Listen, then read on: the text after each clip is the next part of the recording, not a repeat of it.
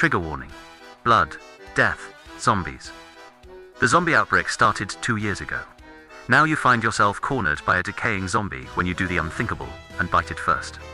What happened next surprised you. Calix for Dan was arguing with a vending machine when the world ended. "You ate my coins," she hissed, shaking it like it personally offended her ancestors. Fluorescent lights flickered overhead, then screaming, real screaming. Not price went up, screaming. The smell hits next metallic, sour like wet pennies and spoiled meat. Someone slammed into the glass doors outside. Blood smeared. Calix froze. Okay, that's new. The first infected burst through like they paid rent. Teeth first. Chaos followed. Calix didn't think. She moved. Backpack. Crowbar. Snacks. Priorities. She nearly collided with a guy vaulting over a checkout counter. Back. Exit. He yelled.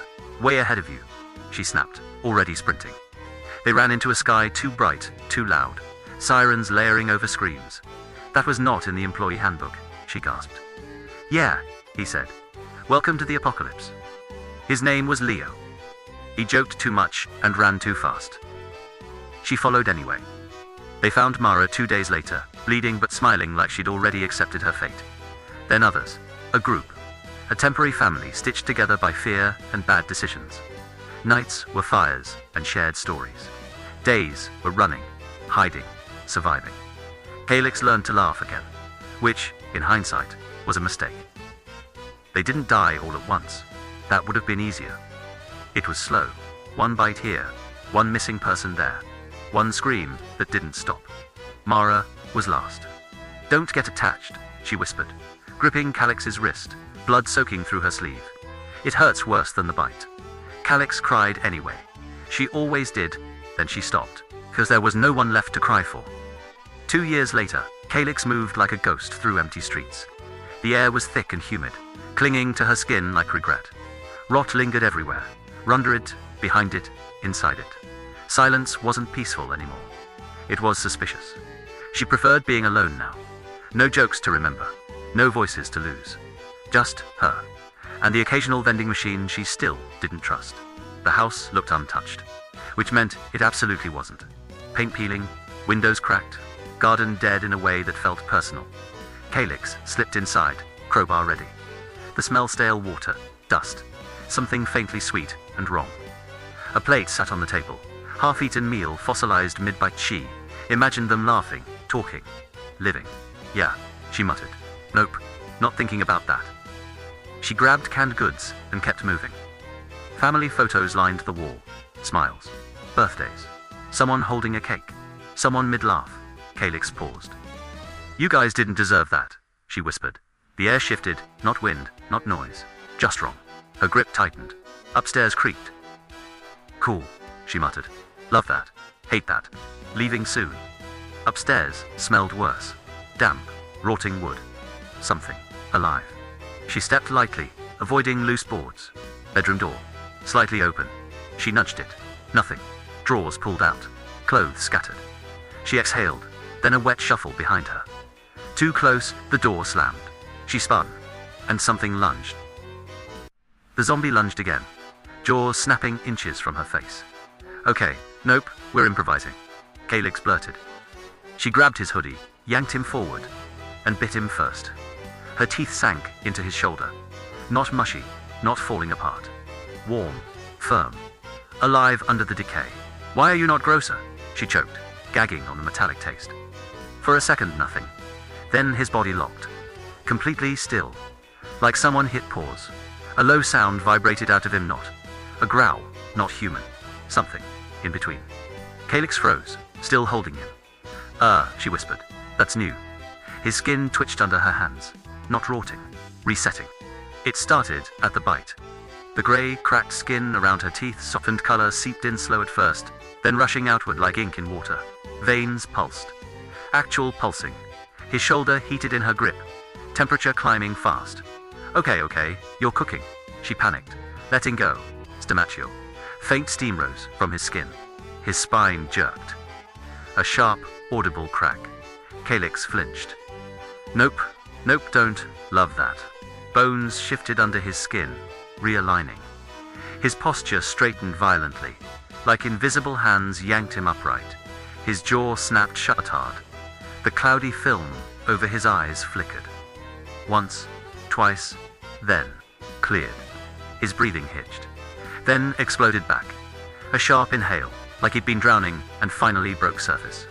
Air rushed into lungs that hadn't worked in months, years. He coughed, wet, violent, doubling over.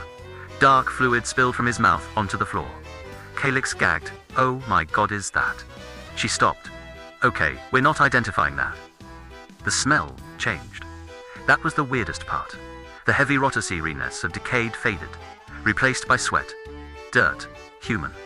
Still gross, but alive gross. His skin smoothed fully now, color settling into something warm and real. Even the small tears and cracks sealed shut like time reversing itself. His hands trembled as he stared at them, flexing fingers that had been stiff and dead minutes ago. "What?" he rasped, voice raw. "What just happened?"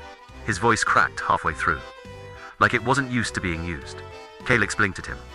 "I bit you," she said. "I noticed." He touched his face, jaw, ice-like, checking if it was real. Then he laughed, short, disbelieving, slightly hysterical. "I can feel my heartbeat," he said. "Yeah," Calix said. "That's usually how that works." He pressed a hand to his chest. It thumped fast, strong, alive. Then his stomach growled, loud, aggressive. They both stared at it. "Cool," Calix said. "System reboot successful." He huffed out a shaky laugh, still clutching his chest. "I was dead," he said. "Very," she confirmed. "And now I'm not also correct. Because you bit me," she pointed at him. "Again you started it." The room felt different now. Not safe, never safe, but lighter. The rot smell had thinned, replaced by sweat, dust, and something unmistakably human. Calix leaned against the wall, still breathing hard. "Name?" she asked. "Arvin," he said, voice rough. "Arvin Santos. Calix, Verdun. Nice to meet you." She blinked. "You tried to eat me." "Right. Bad first impression." Arvin kept touching his face like it might fall off again.